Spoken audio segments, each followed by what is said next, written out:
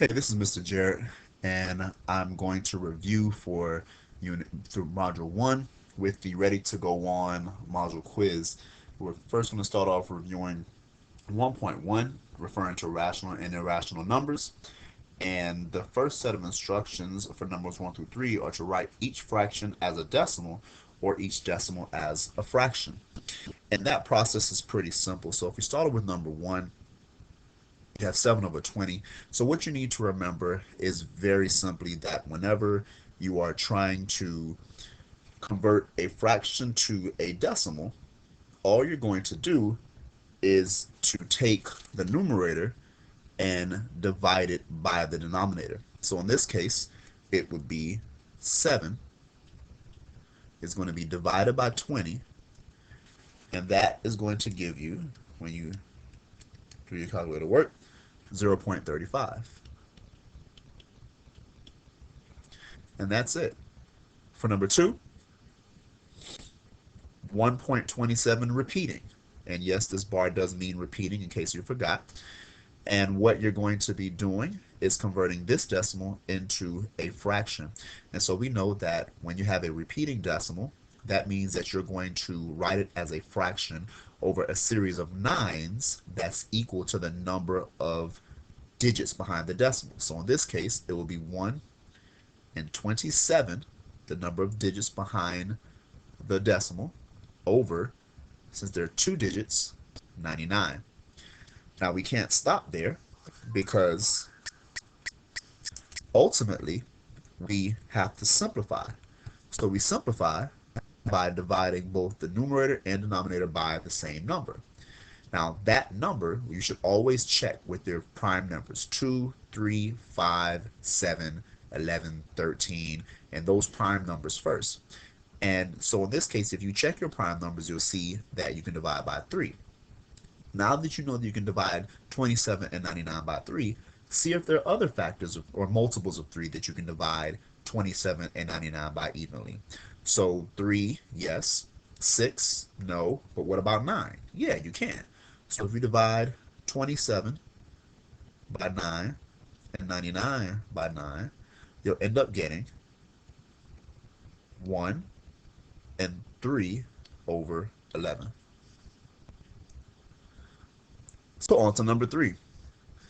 1 and 7 over 8 needed to be converted to a decimal. And so in this case, you're really only focused on the 7 over 8 because you know that 1 is going to stay 1. So to convert 7 over 8, just like you did 7 over 20, as scratch work, you would be doing 7 divided by 8 in your calculator. And when you did that, since 7 goes in the calculator first, you end up getting 0.875.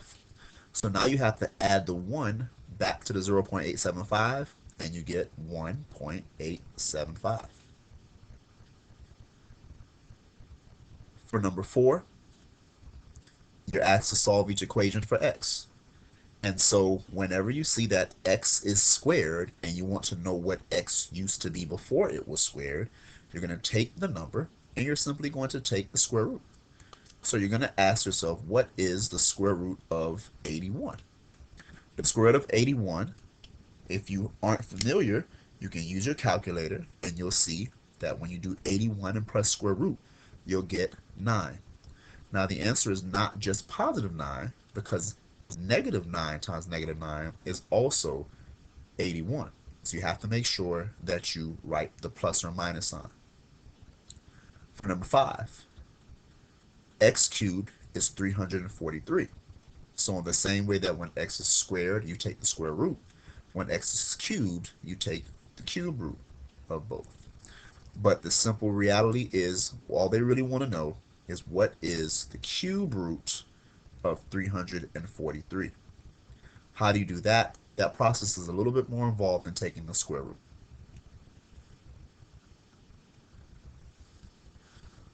On scratch paper to the side, you're going to want to start with, the goal is to find the cube root of 343. So what you're going to need to do is to start from 1 and cube all of those numbers until you get 343. So 1 cube would be 1 times 1 times 1, because cubing a number means multiplying it by itself 3 times. So 1 times 1 times 1 is simply 1. So then you go to 2.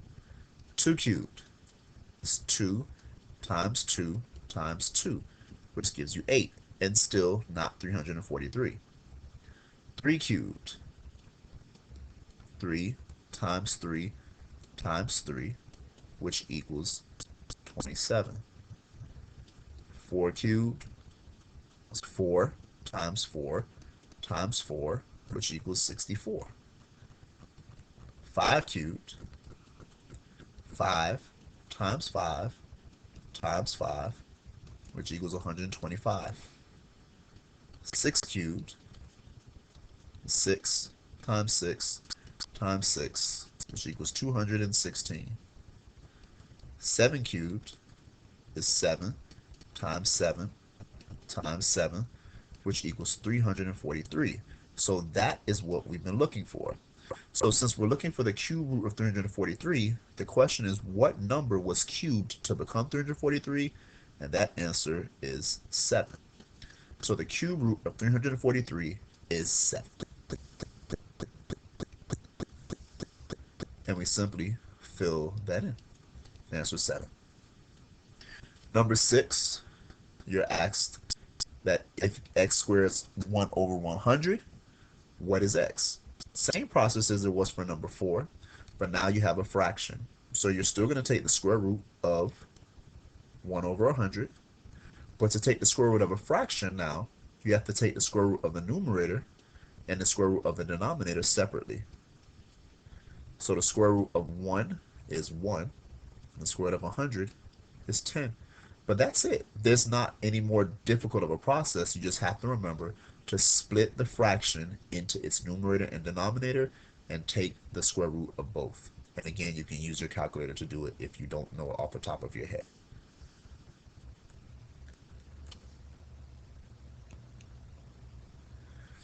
And the last problem that we'll do in part 1 of this video is to do number 7.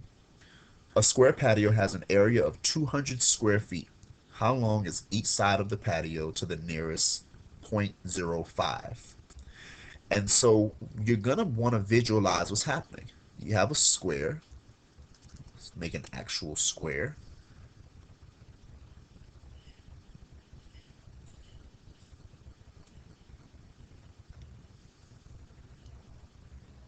You have your square, and it says that it has an area of 200 square feet. So here's your 200 square feet, and area being inside. So all of this is 200 square feet. They ask how long each side is. Or if they ask how long it is, obviously they didn't tell us what the answer is. And ultimately, we need to round it to the nearest 0.05. So if we're looking for a side, well, let's say we start at the bottom here. That would be x. What do we know about a square? All 4 sides are the same. So that means that these other 4 sides are also x. They told us that the area is 200. So if the area A is 200, then I now need to say, well, what would I do? How would I normally find the area if they hadn't given me the area? You would do base times height to find the area. But we do know that it's 200. So eventually we'll plug A in as 200. Now that we have x on the sides, what do you do with that? Well, the base we said was going to be x because we don't know what it is, times the height, which is also x, and now that's going to be equal to 200 because they told us that in the original problem. Two numbers multiplied by themselves are squared. So in the same way, two variables multiplied by themselves are squared. So x times x would be x squared. So now we know that x squared is 200. But if you look, this now looks just like number 4, where the x squared was 81. And how do we solve that? We took the square root. So what should we do here? Same thing, take the square root. So the square root, x is going to be the square root of 200. So when you do the square root of 200, again, 200, square root button, 114.142. Now I went out to the 2 space, because they asked me to answer it to the nearest 0.05. So I'm going to have to make a decision as to whether this is 14.10 or 14.15. And we would be starting with the idea that it could be 14.05 or maybe even 14.00. So the 14.00, 14.05, 14.10, or 14.15. Well, based on the fact that you're at 14.14, it's really close to 14.15. So my final answer is 14.15. We're going to pause there and we'll continue in another video with part 2.